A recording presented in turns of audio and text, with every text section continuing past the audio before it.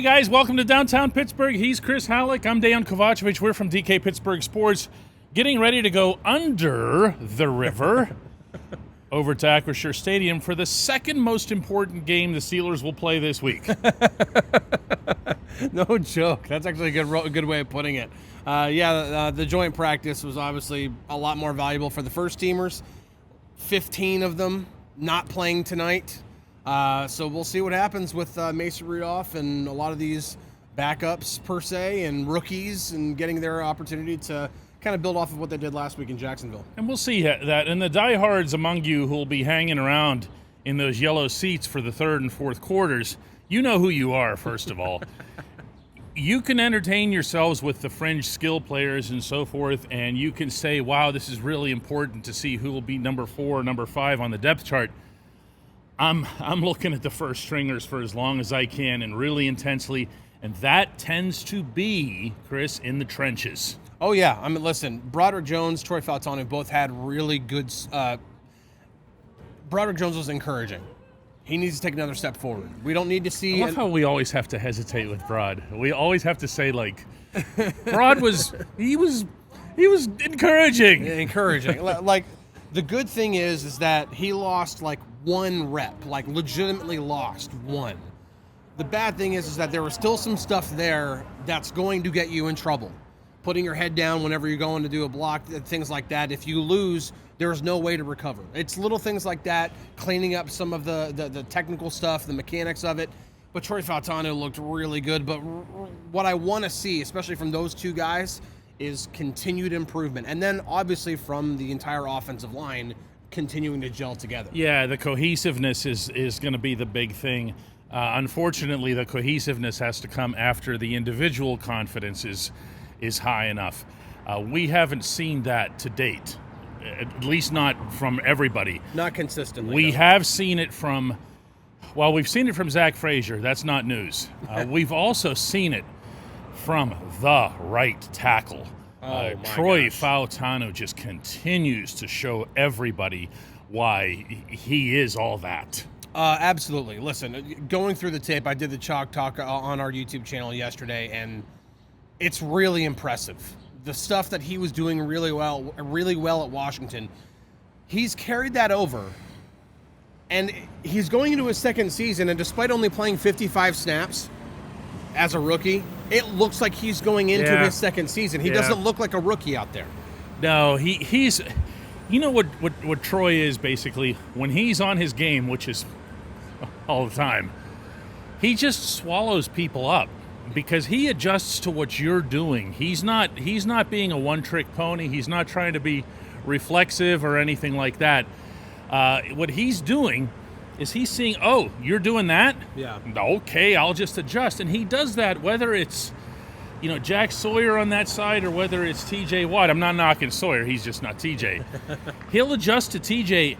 Everything that TJ's trying, it's like, I'm trying to think of what the term is that I'm looking for here.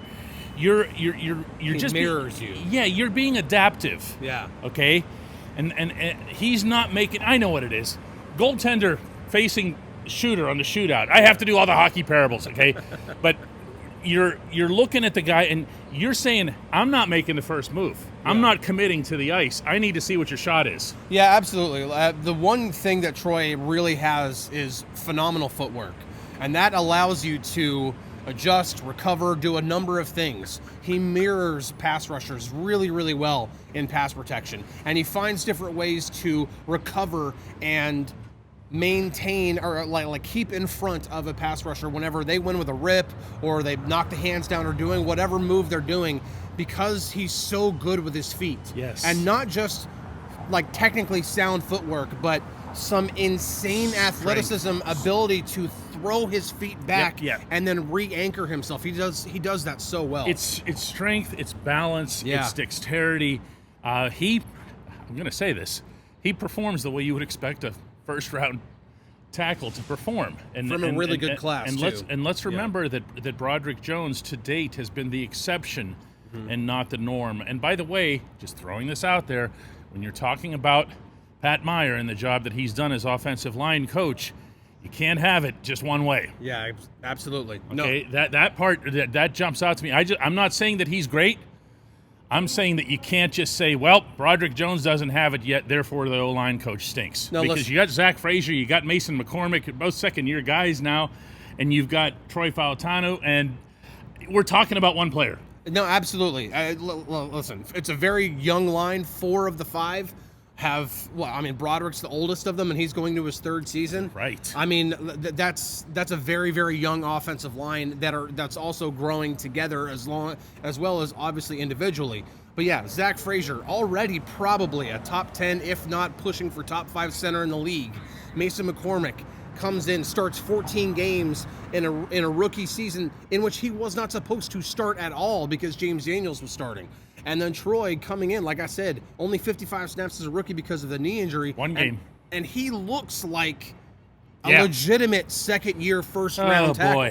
Oh, boy. When we come back after this very brief break, we're going to go to the other side of the football. At DK Pittsburgh Sports, we take pride in coverage that connects our city's fans to their favorite teams. Now, that connection's stronger than ever. Introducing our all-new state-of-the-art app. Find expert inside reporting and original podcasts. Check live box scores. Track the latest stats. Chat it up with our community of thousands of fans, all in one place. The new app from DK Pittsburgh Sports. Coverage that connects. Welcome back to beautiful downtown Pittsburgh. He's Chris Halicke. I'm Dejan Kovacevic. We're heading under the river. By the way, for anybody who doesn't know what that means, we have a subway system. The thing is, I didn't know it went under the river until yesterday. A few months. Well, I mentioned it to you, but it was like a few months ago. I'm like, under? Yeah, no, it goes under the river. There was a big, giant German boring machine that was brought over from Europe that dug a hole from Stanwyck Street down there under the Allegheny River over to PNC Park, and then it comes out of the ground and heads over to Acrisure Stadium. And that's the path I'll be taking. This lazy guy's driving over and using the Steelers parking. Yeah, I know. I gotta take what was it, a Fort Duquesne bridge over to get to the other side, and there's a parking lot, but I have to walk a long way. Yeah, he'll also sit in traffic, and I won't. Chris, let's look at the other side of the football here, and let's talk about the defense and what's, again, without getting into fringy roster stuff here, what are the main guys that you know what? It's the same thing. It's the trenches again. It really is. The trenches are really important because Derek Harmon and Keanu Benton both, they weren't great. They weren't bad. You'd like to see a little bit more in a preseason. I understand it's preseason, but you'd still like to see a little bit more of what Y.A. Black did in 12 snaps last week. He was very visible. You want to see visible, and you want to obviously see visible in the very good way and not in the bad way. Want to see more out of a first-round pick in Derek Harmon. Want to see more out of Keanu Benton. Going to a very crucial 3rd year for him. Does he possibly go into next offseason with a chance of getting a contract extension because of the play he has this year? It's a really, really important year for both of these guys, and that makes each opportunity that they have to prove themselves heading into the season, they have to seize it. Let's start picking on Derek Harmon a little bit, and I mean that in a gentle way. It's time to see him stand out, and I know that's happened on occasions in Latrobe. I know that's happened on occasion in the more serious practices that have been conducted, the padded practices, the joint practice. I want to see it. I want to see it in a preseason setting here. He knows that from the conversation I had with him out in Latrobe earlier this week. He knows he wants to be seen. He is not a guy who wants to just be there and plug a hole and be sturdy. Okay, he knows that he's there to make plays. And for Derek Harmon, when you look at his college tape, he is a guy who makes plays in the backfield. Yeah, absolutely. The one thing that he needed to work on in Oregon, and it's going to be something that carries over, is being able to finish. He can win reps. He can win against whether it's a guard or a tackle, center, whatever it is, or if it's a double team. He can win that. And I think he even showed that last week. It's getting from that to getting to the quarterback, whether that's getting a sack fumble, hitting the quarterback as he throws it, forcing an incompletion. Pressure him, start somewhere. Something, and be able to finish those reps more often. When he can when he starts to consistently do more of that, he's going to become he's going to become the dangerous player that they drafted him to be. Now, on the other hand, here, hold this for a second, Chris, Yeah. please. I'm going to show you our special guest, Y.A. Black, is here joining us. That's him, cleverly disguised as the Fifth Avenue place headquarters to Highmark Insurance. He is one gigantic human. He also had himself a very, very visible performance in Jacksonville. Only 12 snaps. And that's where I start wondering if Mike Tomlin hasn't made up his mind, meaning in a good way, about him. Absolutely. I think at this point, anytime with a fifth-round pick, they're never a guarantee to make the roster. Everything that you've seen or that we've seen in training camp is just like he's a lock for the roster. He's going to be one of the 6 or 7, 8, however many defensive tackles they keep. He's going to be one of them.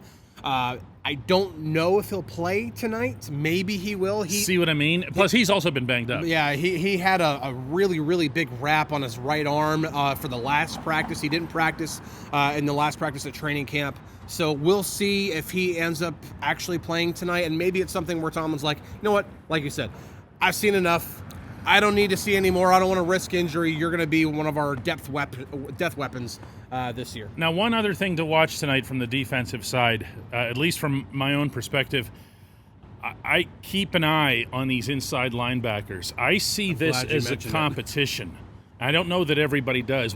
Generally, when we think of training camp or preseason competitions, we're thinking about the roster. I'm not. I'm thinking about who's going to be on the football field when the games count.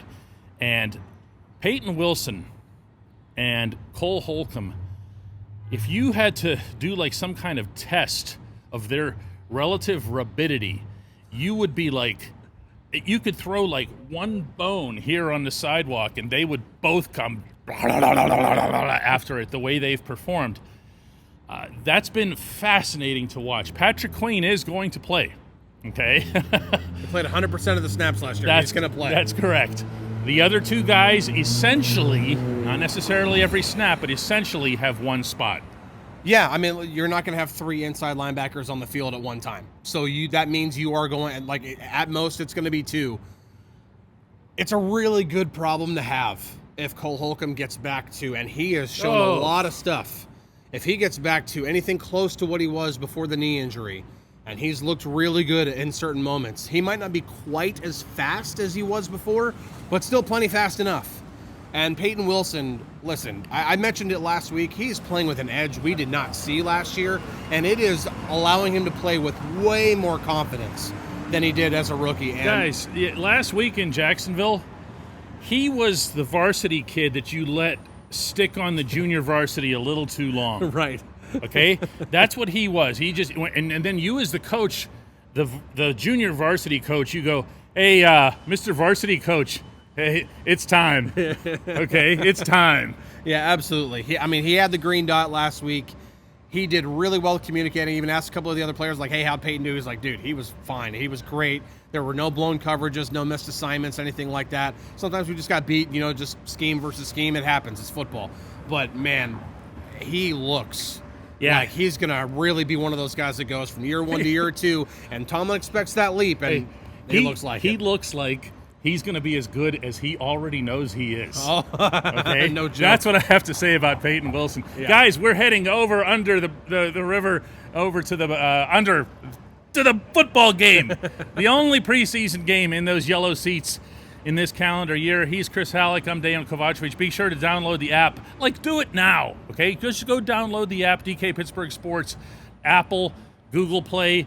Do a search on our full name, DK Pittsburgh Sports. You'll find it. It's free to download. You can poke around on it. And if you have any questions about it, any at all, email me directly, not a junk thing or whatever. Email me at dk@dkpittsburghsports.com. See you over there. Absolutely. Looking forward to it.